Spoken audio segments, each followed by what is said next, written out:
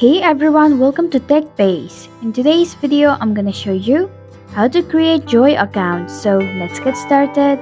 Begin by launching JOI application. Now tap on the start button.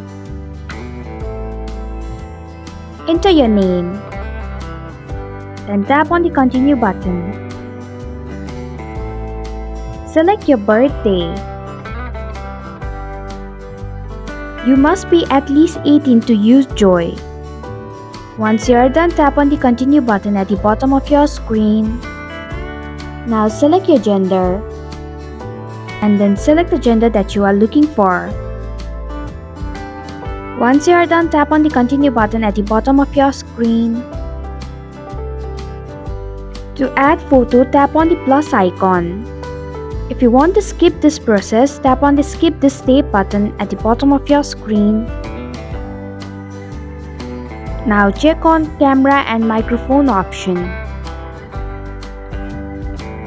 And this is how you can create JOI account.